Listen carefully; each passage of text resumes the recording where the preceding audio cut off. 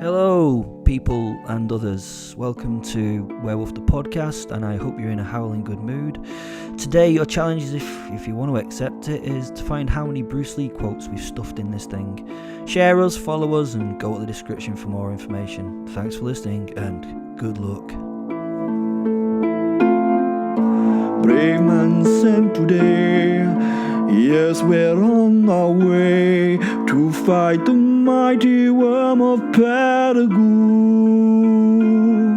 Gervais and William, and then God's chosen son, the mighty Lord of Northumberland. Dragons are real. Or were real. Yes, you heard me correctly. They exist, or at least they existed. Time in this case is a fickle thing, so I can only talk for the now that I am in. Hopefully you have heard and understood this savage truth from the earlier episodes of this story that I have narrated. If not, they are more than worthy of your attention. Dragons are real, and they do exist. Now, with that knowledge, I can continue with my account and the difficulties that we, the precious few, were finding in dealing with the dragon. At this point, I will tell you about our small group of characters who inhabit this tale. William Marshall. Yes, I. A knight and a werewolf. Gervais de Montagne is a knight and braver than any man I have ever known. He is not the most pious of characters, true enough, being fond of wine and women, but he is always full of fight. Lord Percy, Duke of Northumberland, a knight. Unintentionally brave and also not a devout man, fond of wine and women too, and a great minstrel of his time. Llewellyn the Bold, known as Welly, my squire, not quick of wit in comparison with most, but solid and stoic and often surprising in mindfulness. Fenrir, the most consequential of characters. An angel wolf soul only seen by me and a select few others with gifts beyond my understanding. He is a great advisor and allows me to become the giant wolf or wolf man at will. A most useful friend he is. A quick recap. We had journeyed south at the request of my lord de Tonqueville to speak with the Count of Périgord, who believed he had a worm problem. Obviously, this was nonsense. A dragon had not been heard of or seen since St. George had dealt with his. So we, on our wasted journey, laughed and jested at this inconceivable thing we did. 3 brave knights going south to fight a monster that did not exist. At least we may battle brigands and see the country as we pass. We would get to sample the libations of a new court on our arrival there, even if it was run by a man who thought that a dragon wanted to eat his daughter. But we were wrong. Oh, how we were wrong. But, quoting a great man, mistakes are always forgivable if one has the courage to admit them. The worm did exist. It was real, and probably the realest thing that I had ever seen.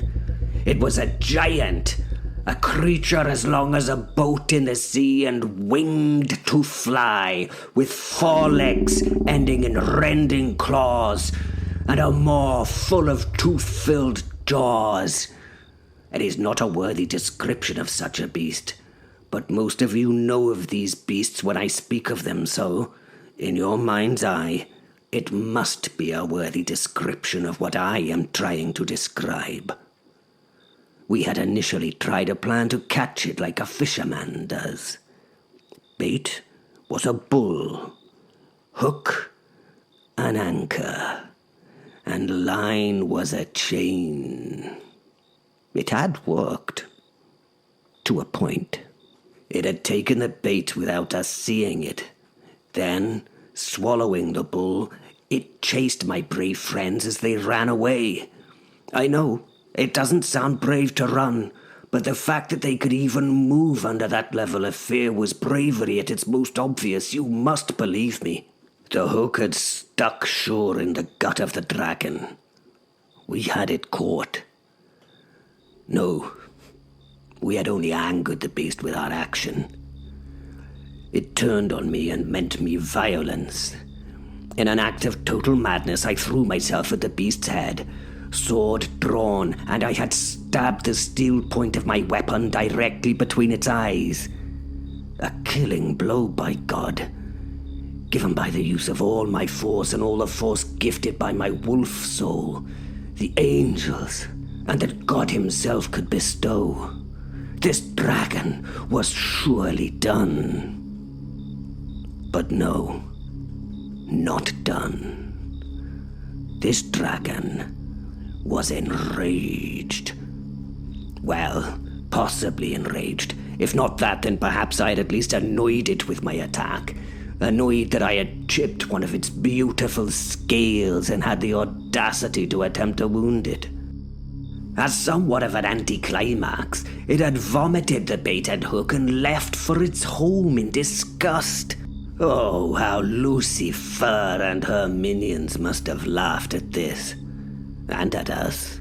Following such a failure, we sat for a day, a little despondent about our defeat, and we tried to consider our following action. But, as a brave man once said, defeat is not defeat, unless accepted as a reality in your own mind. The sensible choice would be to travel back north and pretend we'd never been present at the noble Count's court. We were nothing to such a thing, nothing that could hurt it. We were annoying gnats that irritated it, nothing more, dead at a swipe from those terrible claws. Instead of being sensible, we tried to devise a plan to take the beast's head. But as some great man told us, not pray for an easy life. Pray for the strength to endure a difficult one. We had failed, but 13-year-old Welly had devised a cunning plan of his own. So we decided to do it.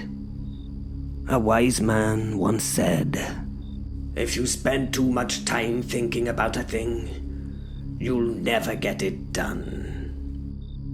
To remember, if you love life, don't waste time, for time is what life is made up of. So I stand here with 2 other palfrey horses at the entrance of the cave. The other horses show fear at me. It is understandable, it is, as I am my wolf form by them. They are tethered, so they are forced to hold this spot. We are bait for the worm. I wear a palfrey skin hide over myself to act as camouflage for what we attempt. We wait for the worm to come snatch me. Once snatched, then, well, we will see, I suppose.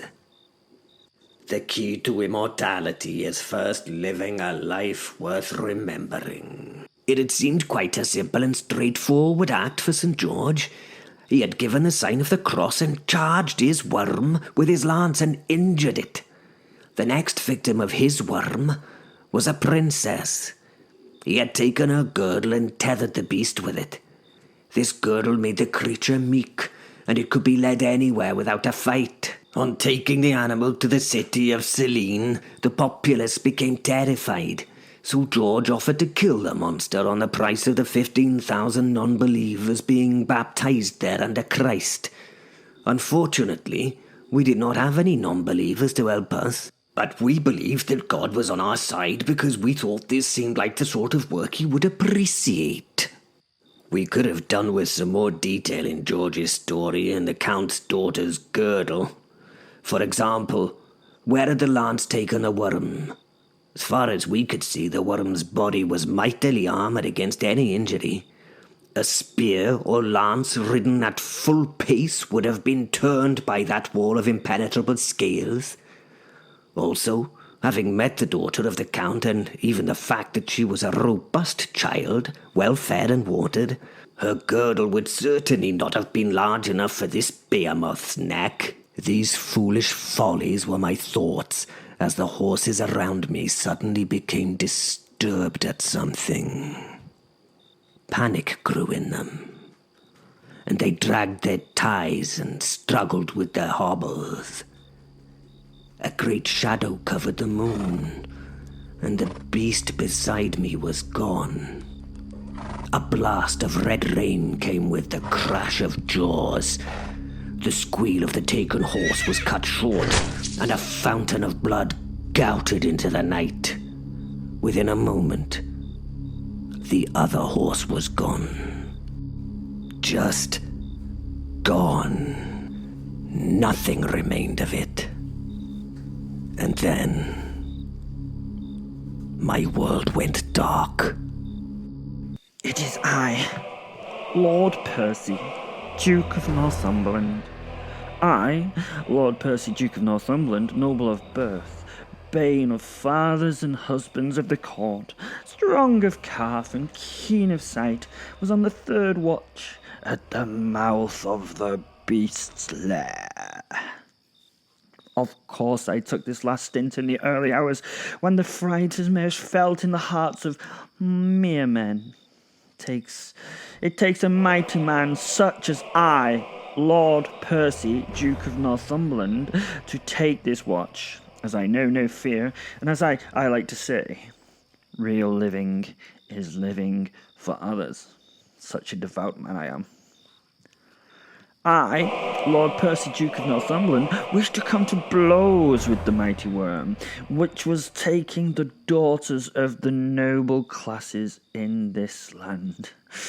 This was damn unallowable. Sorry for the language. This was so unallowable. I was the only sly creature that should be taking these noble women, forsooth. What a waste to consume such pure flesh and leave naught for me. I, Lord Percy, Duke of Northumberland, had offered to go into the cave and duel the dragon. But this had been an unwanted notion, as my fellows in my retinue knew that if I was lost, they would be lost too. As if I could or would lose. But accepting their protestations, I stood down from battle, against my own wishes. Who could blame them? They knew that battle would turn the tide either way, and I, Lord Percy, Duke of Northumberland, being the boldest, the bravest, and the best of my fellows here, felt their fear. So I accepted this with great pain and much difficulty in my heart. Oh, don't get me wrong, my fellows did not envy me, Lord Percy, Duke of Northumberland, or my bravery. Oh no, they offered love and loyalty and fealty to Lord Percy, Duke of Northumberland, being willing to die for me if needed. As you can surmise, I must have been incredibly brave. I must be incredibly brave in order to be followed by such men as these. Now, I continue to describe this evening's plight. I was bravely lying on my stomach under much brush to hide me from the beast. I know, it does not sound so brave to be hidden, but it was not out of fear of being butchered by the beast, but because the dragon and I had already crossed horns that day, and I knew that it would not show itself if it knew that I, Sir Percy, Duke of Northumberland, was present.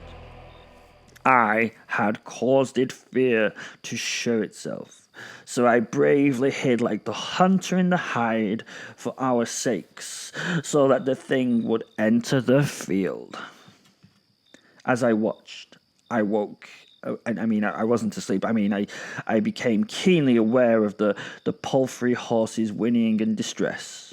They seemed to be somewhat perturbed by something that would have sent ice down the spine of an average man, but not I, Lord Percy, Duke of Northumberland. I started to shiver like those men, but not with fear or cold, but with desperation to be where my trusty second William Marshal was at this moment. Under his horsey hide, ready to be taken, prepared to be taken into the monster's body, and then to tear and rend his way out, breaching those incredible, indefatigable defences from within. Brave William. Brave William. God had sent him to aid me. A man capable of becoming a ravening beast at will. Oh, how God had blessed me to have him foremost in my retinue. Oh, I could see nothing, but then it was there. The monster, God damn its eyes, its head was gigantic and snake-like. Alone, its head must have been larger than any creature had the right to be. It was the size of a large cart, the type that would bring the barrels to my home in Northumberland before St. Stephen's feast. Its teeth were as long as my arms and sharp beyond sharp, I could tell. Its eyes were deep red, like cut rubies. If I could take them as a prize for this night's work, I would. Remember, the possession of anything begins in the mind. Now, against my will, I had to wake my other companions and prepare them for the fight that they did not want. I shuffled back to the place they were hidden and resting. They slept sound, a sound sleep of those who knew they were being safely watched over by one, such as me, Lord Percy, Duke of Northumberland. I smiled beneficently down at them. They were slumbering, content in the knowledge that I would be there in the night, watching and waiting, blade ready to flash to quell any threat that may harm them. I swiftly woke Gervais, shaking him back to some kind of life. Gervais! He growled at this lack of want to wake, so I slapped him across the face, and this made those eyes, those icy blue eyes, open and show anger, as his hand with some instinct reached for the hilt of his blade. It better be worthy news that you tend me with a slap, Percy. He voiced. Oh, how he jested. The dragon has taken William, and alas, I saw great volumes of blood come from forth between those jaws. At the close, I think he is dead. Let us quickly leave this sight and readiness a new plan. I bravely told the knight. Said Gervais. He stood and stretched and then kicked Welly awake with, in no gentle way, to be honest. The boy farted loudly before standing and looked through bleary eyes at the two of us with some level of expectation. The dragon has taken Will, Welly, and judging from its reaction, we will ne'er see our brave friend again, I told the boy, my eyes failing and filling with grief. Percy, don't start that shit again. Somewhat rudely said Gervais. We grieve when we know. Show me this bloody worm. I carefully crawled my way back on my belly, hiding from the creature so as not to cause it fear or fright so that it would leave. Gervais and Welly, well, they just walked behind me. They must not have realized the danger they were raising by doing this. We got to the secluded spot where I had watched the beast. Gervais knelt and looked. Welly scratched his head, yawned silently, and looked. There it was not. Gervais, I was taken from a pleasant dream by Percy's panicking face. The face in my dreams had no right to be replaced by such a face as his. She was a beauty. He was boorish. I was not caught up in the moment yet, as the lips of my lover had just been stolen involuntarily from me. I did not want to leave her as we played friskily on the bed at her husband's castle. so I decided to turn my head from the disturbance and resume my dream. What could be more important to me at this time than, well, this? My lover, in the vision, slapped me, and I woke properly to the face of Percy, and I reached for my sword out of instinct. "It better be worthy news that you tend me with a slap for, Percy," I angrily told the man. "The dragon has taken William, and I'm so going to go and pray for this Joseph because I think he's dead. Let us quickly leave this side and reject this new plan." I prodded the boy asleep at my feet to wake him. He farted and turned to us with bleary eyes full of question.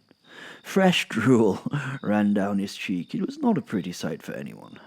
Percy had now turned to the boy. The dragon has taken Will, and judging from his reaction, we will not see our brave friend again." "Oh, don't start that nonsense again," I warned Percy. "We grieve when we know. Show me the worm," I told him. If anyone could survive the worm's jaws, then it would be William. I had seen him survive things that no man should. Yet I know he was no man. Percy dragged himself on the floor like a worm to the spotting site of the dragon. Welly and I wandered with curiosity behind him, wiping sleep from our eyes and getting used to the chill dampness of the early morning. Once at our viewpoint of the cave mouth, we knelt to behold what was there. There was nothing. Then there it was. We stepped back as it appeared from the mouth of the cave. The creature threw itself around as though in agony, smashing itself against cliffs that surrounded the cave mouth. Rocks the size of houses were struck free by its uncontrollable movements. It paused for a moment and started ripping at its neck with claws that tore away scales and flesh. It was as if the beast had gone mad. Blood flew, and then we observed with intrigue to see what would happen. What is it doing?" Percy asked whilst laying face down on the floor. I smiled. "It is doing nothing, but I have a feeling that something is stuck in its throat." I laughed, knowing what caused the dragon its poor distress. "I think that is our William, Percy," I told Percy, pushing him with a toe. "Be like water, William," I bellowed. "Then you cannot be chewed." This scene was incredible to view. The dragon beat its head on the floor and walls. It tried to flame, but none of the burning venom left its throat. It was difficult to tell, but as far as the animal like that can show us, it looked like it was sheer agony.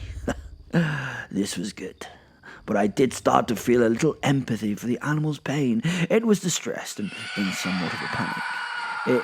I wanted it to die, but this was not a worthy death for such a magnificent creature. And then the beast just collapsed to the ground, convulsing. It still breathed, and I could see its massive chest heave, but it was dying before us. I should assume it would take a long time for that creature that big to die. It would take time for the body far from the head to realize it was dead. I sadly admit that when it did die, I was extremely joyful. Looking back, it was a sad and cruel death, but in the moments, the relief given by its death was enormous. I was happy, but not satisfied. Welly and I got out to our feet and cheered in celebration. Hurrah! Percy was still lying prone on the floor, his head in his hands, as though hiding from what was happening. So I grabbed his shoulder and gave him a gentle shake. Percy, the beast is down," I told him. His eyes met mine, and he saw my smile.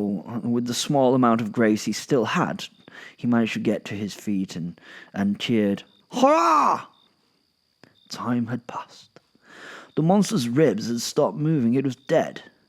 We had moved closer to see it in all its glory. It was not invisible at this point, not when dead, but still, well, it was noble and beautiful to see.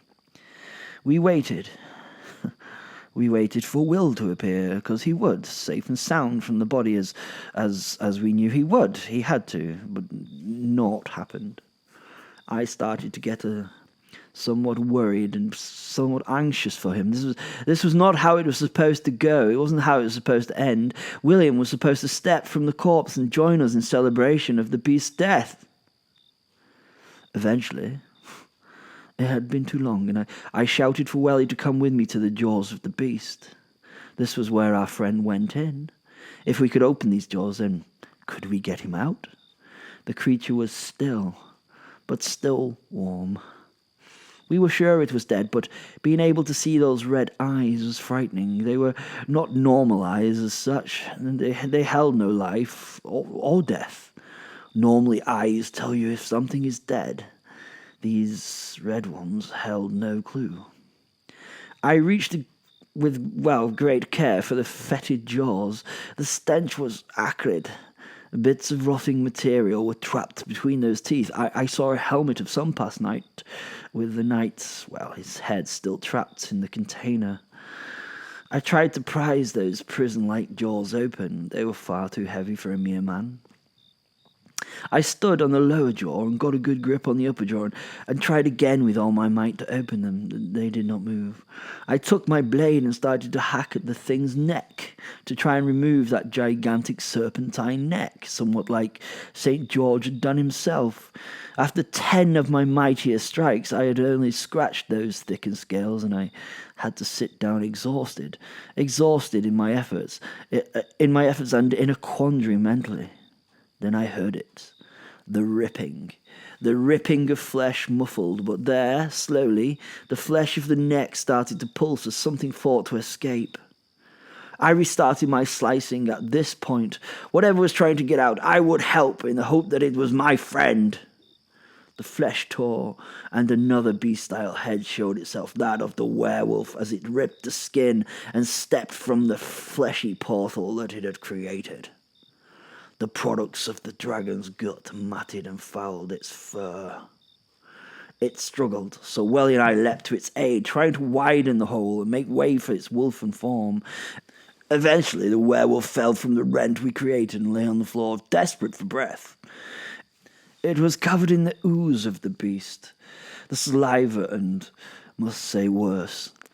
We stood over the werewolf as its breathing slowed and it relaxed.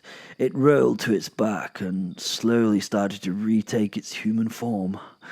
William was with us again, and yet again naked, and, of course, once again lying in a puddle of indescribable goo. Now we cheered and clapped. Welly danced a little jig as Percy helped William to his feet and took him to his arms.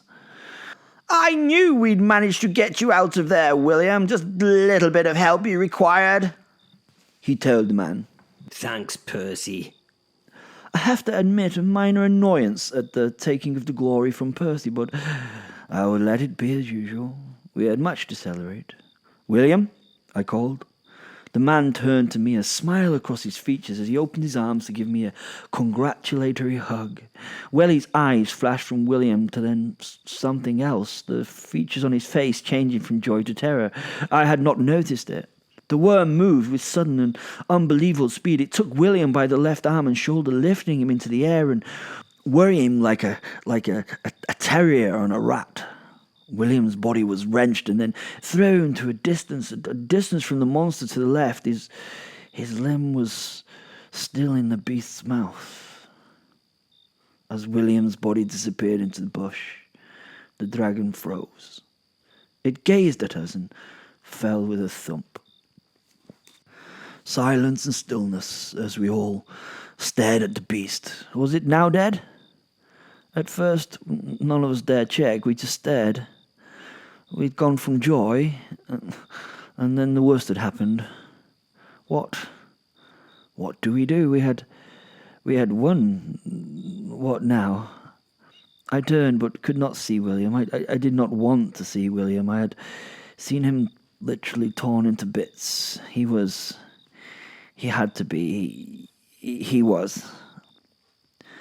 Then a voice recognized by us all, although strained, shouted out. It was William. He lived. How? It's naught but a flesh wound, my friends. I'm fine, it's a bloody flesh wound. Madness. But he lived.